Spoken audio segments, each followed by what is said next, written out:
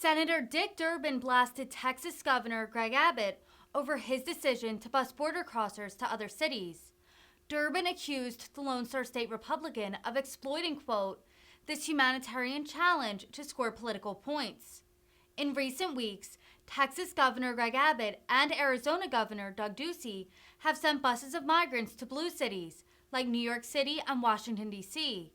This move has earned them the ire of liberal politicians who accuse the GOP governors of using migrants as political pawns. Republicans have countered that progressives are merely getting a taste of what border states and communities have endured since Biden took office. Madam President, like you, I'm proud to represent the city of Chicago. On Friday, returning back home to Chicago, I had a chance to see the best of that great city. I traveled to the Salvation Army Freedom Center in Humboldt Park in the city of Chicago, where residents from around our city have come together to welcome the families who are seeking refuge in America. Our city's agencies, state agencies, members of the faith community, and kind families have stepped up to provide supplies, the basics, clothing, such, and a safe place to sleep for many of these people who've come to America. These modest acts of generosity have changed everything for the families who have arrived at that Salvation Army Freedom Center. Because for the first time in months, they feel safe and secure. And that's exactly why they left their home in the first place, to survive. In Chicago, we're honored to offer a warm, welcoming hand to these families escaping unimaginable circumstances. Because in them we see ourselves, we see America, we see our history as a nation.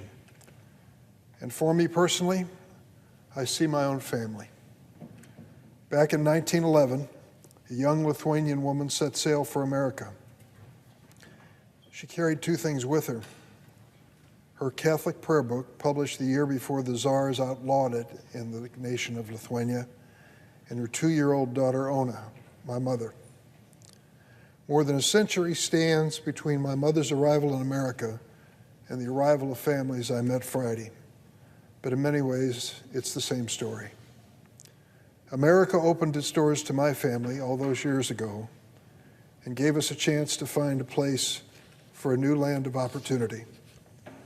Today, it is our responsibility to welcome families fleeing violence and persecution, families seeking nothing more than safety and a fair shot.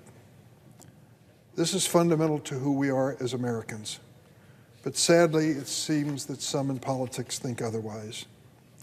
You see, there's a reason these families arrived in Chicago, and it's not because they booked a bus on their own accord. It's because the governor of Texas has chosen to exploit this humanitarian challenge to score political points. When these families arrived at our nation's border seeking asylum, what did the governor of Texas do? He didn't help. He took advantage of the fear and confusion. He rounded these families up, boarded them onto a bus, and shipped them to cities like Chicago and New York without even telling them where they were headed and without any consultation with their destination states. This is cruelty of the highest degree.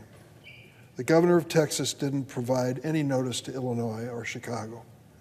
He bused them to our Union Station downtown, nearly 1,500 miles away from their Texas border, without sending as much as a text message in advance. No logic, no rationale, just plain meanness. Look, we can have reasonable disagreements about how to address the situation on our nation's borders, but there is no excuse for playing games with human lives. It's not the first time.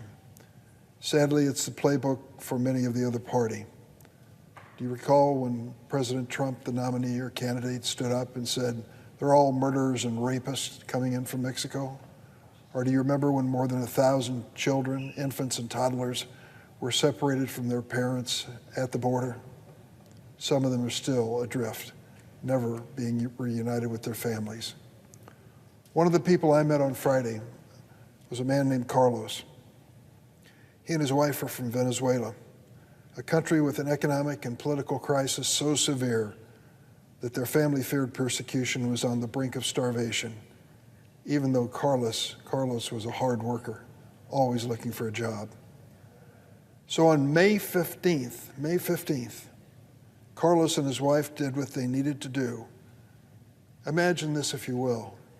They picked up their two children, a 5-year-old little girl and a 1-year-old infant, and set out on a trip to the United States. They set out on foot to reach the Texas-Mexico border. Their journey was a nightmare: violence, theft, and exploitation. Carlos told me that at one point he thought he would die, with his wife and kids forced to spend 9 nights in a Panamanian jungle. They were finally rescued by a local military force, but they'd lost all their money, their cell phones, everything. It had been stolen. They didn't quit. They were determined. Slowly making their way across Central America, primarily on foot, stopping from time to time. Carlos said, "I'd take any work they'd give me. I'd sell things on the street, whatever it was, to feed my family." It took 4 long months for them to reach our nation's border, and they had no destination in mind when they arrived, no context. They simply followed instructions, and then they were placed on a bus by the governor of Texas that took them to the city of Chicago. Carlos has no intention of ending up in this great city when he and his family arrived in America, but he told me with real gratitude that he wanted to stay in Chicago. I warned him to get ready for the winter. They've been amazed by the welcome they've received from the Salvation Army and from so many others, Catholic Charities and other groups that stepped up to help. That's a similar sentiment I heard expressed by another man I met on Friday, William. William's 42 years old. He sat down next to me as I was talking to this family. I thought he was a translator. He happily listened to the conversation back and forth. Finally, I turned to him and said, "So what's your story?" Again, he left Venezuela, left his family behind, is hoping to get some work here so he can send some money back to his family. We talked about what he would do, and it was literally anything. He would take any job. I asked him if he had any family or friends in the United States. You know what he told me? He said, quote, "I have you."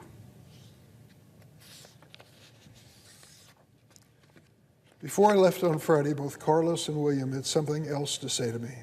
They both asked me the same question: when can I go to work? It should be a simple answer, because the reality is they are legally in the country now, awaiting a hearing on their ultimate status. That hearing could be a matter of months or years. And there's no shortage of work opportunities in Chicago and all across the country. Plenty of businesses, restaurants, entertainment venues, nursing homes, landscaping, all of them be happy to hire them. But under the law currently, they cannot do that, because asylum seekers like Carlos and William could be years away from the final determination of their status in America. They're at least prohibited for the first 6 months from taking any kind of legal employment in the United States. How did that happen? We let them into the country, and yet we wouldn't even allow them to work to feed their families. Well, you won't be surprised to know that was a decision by the Trump administration. This administration under President Biden is trying to change it. But in the meantime, they're faced with a horrible dilemma, a Jean Valjean moment, if there ever was one, when they're trying to find some way to feed their families, but if they take a job and are paid for it in any way, they risk deportation. This is yet another example of a broken immigration system. The system has failed not just these families, but our nation's economy as well. We have 10 million unfilled jobs in this country. We have 5 million unemployed Americans. There are jobs in every direction. A leading restaurateur in Chicago, whom you know very well, Madam President, said to me, if you took the undocumented workers out of the restaurants in Chicago, you would turn out the lights. Behind those swinging doors at each of those restaurants are undocumented people who are doing the hard work, the dishwashing, food prep, and cleanup that's part of being a restaurant. And the same thing is true when we talk about other areas. I had a visit from the Farm Bureau of Illinois, and they told me just point blank, we're desperate for workers, for migrant workers, to pick the crops at Alto Pass orchards in southern Illinois, to work in the dairy farms, dairy operations in northwestern Illinois. In every direction, they need these workers, and they need them now. Farm workers, ag workers, and it isn't just in the Midwest, it's across the nation. And yet we don't have a system that allows for these people to come to this country and to legally work. It doesn't make any sense. Now, of course, there are standards we ought to apply. They shouldn't be offered any job that hasn't been offered first to an American. That's our first obligation, I get it. And we ought to make sure that if they're going to be here, they're good people. I don't believe we should knowingly allow any dangerous person to come into this country or to stay. If they're guilty of crimes while they're here, they should be punished and deported, period. The standards we should establish should keep our country safe first and foremost. But secondly, we have seen over the past 4 years and the previous president a complete downturn in the immigrants coming into this country to work. And that's why there are so many shortages in our current workforce. We can do better, and we should do better. And there's a problem we have that is very fundamental. Our nation's birth rate is not keeping up with our demands for new workers. We have to accept that reality, particularly when it comes to entry-level positions. We are a nation desperate for workers, particularly young, able-bodied people like those two men that I met. But we can't put them to work under the law as it stands today. How does that make any sense? It's the same story for millions of people living throughout our hemisphere. Even though American employers should be willing to sponsor them, there are few viable legal immigration pathways to bring them to America. And as a result, the arduous journey to the Mexican-American border is the only option they have. I'll be the first to agree with my colleagues on the other side in saying we need an orderly process at the border, and we do not have it today. I'm chairman of the Senate Judiciary Committee. We have the responsibility of writing the laws in immigration. And you say to yourself, well, Senator, why haven't you done it? And I can tell you why. Because our committee is evenly divided, 11 Democrats, 11 Republicans, as is the Senate, 50-50, making it extremely difficult to pass anything controversial. It was 7 or 8 years ago when we put together a group of 8 senators, 4 Democrats, 4 Republicans. I was glad to be part of forming that group. John McCain, Lindsey Graham, Marco Rubio, Jeff Flake were on the Republican side, and on the Democratic side, myself, Chuck Schumer, Bob Menendez, Michael Bennet.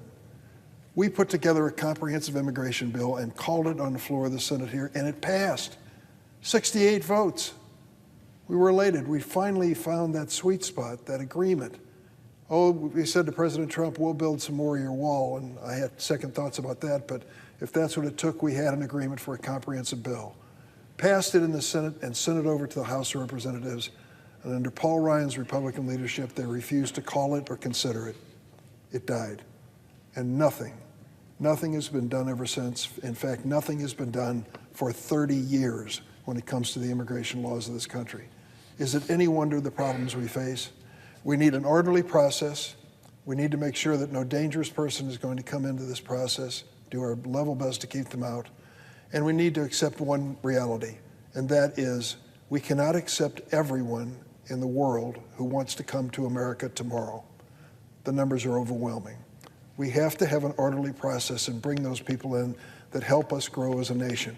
Imagine, if you will, I've thought about it from time to time in my own family, sitting down in a small town, a small village then, in Lithuania. And Jurbarkas was the name of the village. I can't imagine what it was like over 100 years ago when my grandfather sat down with my grandmother and said, we're leaving for America.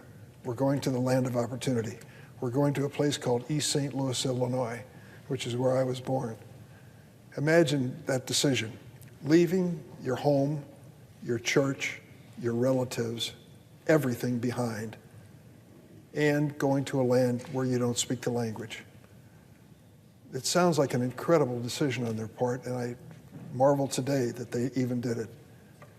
A lot of the people around them in their same village must have said, oh, that family, the Kutkaita family, they'll be back. They weren't. They came here, they endured, and because of that endurance and determination, I'm standing here today. That kind of spirit in the DNA of people who are willing to sacrifice everything to be part of America is something we should not dismiss. This is not a selfish decision on the part of the head of those families. This is a selfless decision. For their family, they are willing to risk everything to come to this country. Now, we need an orderly process to bring them into this country as needed in the right fashion. And I believe we can achieve that. But unfortunately, politically, we are stopped at the moment. I'm going to continue to work to try to find some bipartisan approach to this, which will solve this problem. Our nation's immigration system should reward hard work and a determination that these people have to be in America. Instead of exploiting families who are fleeing for their lives, we should all work together to create a system that reflects the best values of America. We are a nation of immigrants. Our diversity is our strength. Those who say we need some kind of ethnic purity are aspiring to a goal which does not serve us well. We have done just the opposite. We have taken people from different sections of the world, brought them together into the American family, and that is what's important for our future as well. Madam President, I ask consent that an additional statement I'm about to hand in to the clerk be placed in a separate part of the record supporting the nomination of Judge Salvador Mendoza, Jr. Without objection. Madam President, I yield the floor.